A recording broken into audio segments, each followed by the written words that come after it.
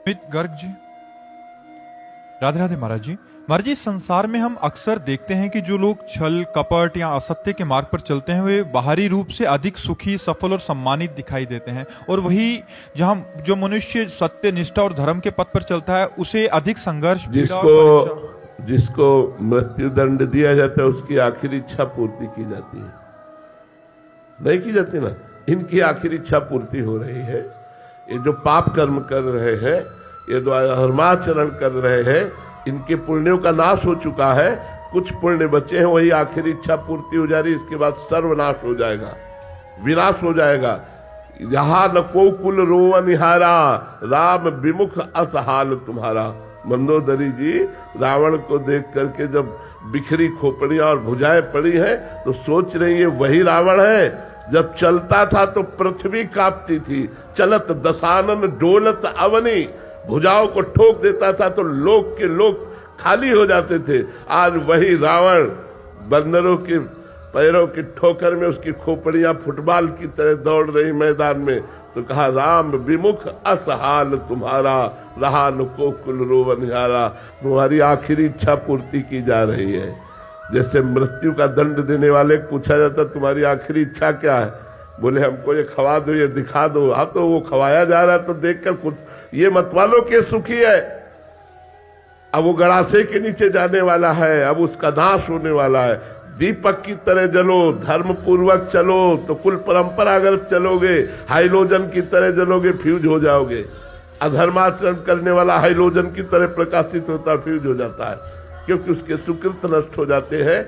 इसलिए ये देखो मत कि वो पापाचरण करते हुए उन्नति को प्राप्त हो रहा है। ये समझ लो उन्नति को नहीं, वो नाश को प्राप्त हो रहा है। धर्माचरण करते हुए वो दुख को प्राप्त हो रहा है, वो दुख को नहीं, उसके पाप नष्ट हो रहे हो। आगे चलकर बहुत सुख को प्राप्त होगा।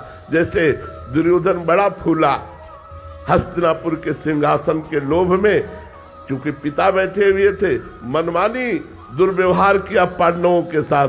परिणाम क्या हुआ? हस्तिनापुर के चक्रवर्ती सम्राट पर महाराज युधिष्ठिर बैठे और एक भी भाई जीवित नहीं बचा, सब मारे गए। अधर्माचरण करने वाला परिणाम में नाश को प्राप्त होता है, और धर्माचरण करने वाला भले दुख भोगे, परिणाम में विजय को प्राप्त होता है, सुख को प्राप्त होता है। ये बात बैठा लेनी चाहिए। अधर्माचरणियों की उन्नति देख करके अधर्माचरण नहीं करना चाहिए कि ये बड़े सुखी नहीं है, बड़े अशांत, चिंता, भय और शोक से ग्रसित है, और परिणाम में उनका पतन होगा।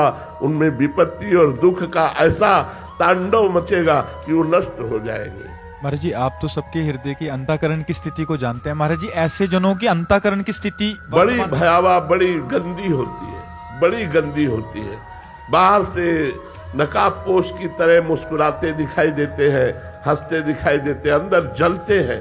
क्योंकि जब तक चित्त धर्म से नहीं चलेगा तब तक शांति, निर्भयता, सुख, विश्राम ये प्राप्त नहीं हो सकता, कदापि प्राप्त नहीं हो सकता।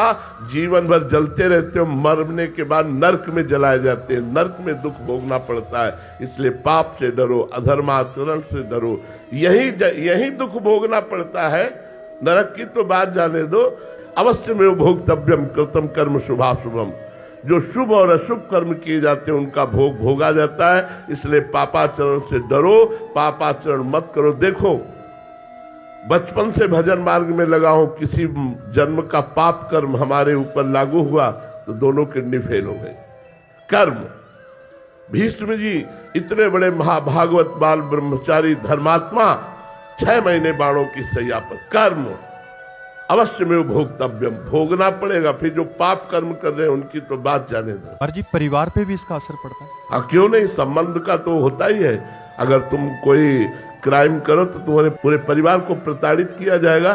कहाँ है बताओ? यहाँ तक कि रिश्ते नातेदारों के घर भी छापा पड़ेगा, रिश्ते नातेदारों को भी प्रताड़ित किया जाएगा। संबंध का तो दंड मिलता ही है, या संबंध का पुरस्कार मिलता है।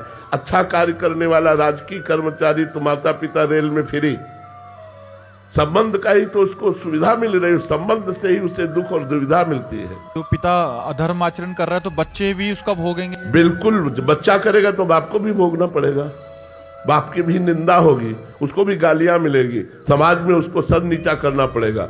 चाहे पिता का संबंध गलत हो या पुत्र का संबंध गलत हो, दोनों को भोगना पड़ेगा। अधर्म आचरण से आया हुआ धन भी प्रभावित, पूरे परिवार को शोकित करेगा, पूरे परिवार को शोकित करेगा। और दिखता है तो गाड़ी बंगला सब बन गया। ये सब बाहरी है, बाहरी है। ये कुछ दिन के बाद बाहरी भी नहीं रहेगा और आंतरिक भी नहीं रहेगा। आंतरिक तो जलते ही रहते हैं, बाहरी है ये कुछ दिन के लिए है, कुछ दिन के लिए है। देवकी वसुदेव जी को हथकड़ी में डाले हुए है, कुछ दिन के लिए समय है उसका। सुकृत जब तक है तब तक ठीक है। केस पकड़कर पूरी सभा में पटक पटक कर कंस को मारा, जो महाबली था। ऐसा बलि था कि जरासंध प्रसन्न होकर अपनी 2 पुत्रियों का ब्याह किया था। तो जब तक पुण्य है तब तक धर्मात्मा पुरुष को दुख दे लो और पाप कर लो, और जिस समय तुम्हारे पुण्य नष्ट होंगे, विध्वंस हो जाओगे, किसी कार्य में तुम सफल नहीं हो पाओगे। अभी तुम्हारे पुण्य इसलिए सफलता दिखाई दे रही। और जी पापाचरण वालों को तो समझ आया, बट ये जो धर्माचरण कर रहे हैं फिर भी दुखी हैं, इनका क्या रहस्य? पूर्व जन्म के जो पाप है, अब उनके पाप का जो क्रम लागू हुआ है वो नष्ट हो जाएंगे। तो पूर्व जन्म के पुण्य और इस जन्म का पुण्य जब दोनों मिलेंगे तो ये सूर्य की तरह प्रकाशित हो जाएंगे, ये परमानंद को प्राप्त होंगे। और पापी पुरुष का वर्तमान में पुण्य खर्चा हो रहा है, जब पूर्व का पाप और वर्तमान का पाप दोनों मिल जाएगा तो ऐसा ब्लास्ट होगा कि सर्वनाश हो जाएगा। और इनके अंतःकरण की स्थिति क्या है? शांत, प्रसन्न, भले दुख में है लेकिन प्रसन्न। देखो 12 वर्ष का वनवास, 1 वर्ष का अज्ञातवास पांडवों को मिला, लेकिन साथ में ब्रह्म ऋषियों का संग। ये सौभाग्य कि बड़े बड़े ब्रह्म ऋषि भगवान की चर्चा सुनाते हुए उनको 12 वर्ष समझ में ही नहीं आया कैसे कट गए। उस समय उनका हृदय शांत, प्रसन्न, भगवत शरणागत, भगवत चिंतन परायण, बाहरी कष्टों की परवाह नहीं करते, धर्म में चलने वाले। ये अधर्मिक पुरुष लोग थोड़ी देर के लिए बाहरी सुखों को भोगते हैं, अंत में महादुख को प्राप्त होते हैं। इसलिए सबसे प्रार्थना है, पाप से डरो, अधर्माचरण से डरो। उन्नति धर्म पूर्वक हो तो स्वीकार करो, धर्म पूर्वक रुपया मिले तो स्वीकार करो। अधर्म रूपी धन, अधर्म रूपी उन्नति बिल्कुल स्वीकार न करो, वो तुम्हारे परिवार को और तुम्हारे को परम अशांति प्रदान करेगी।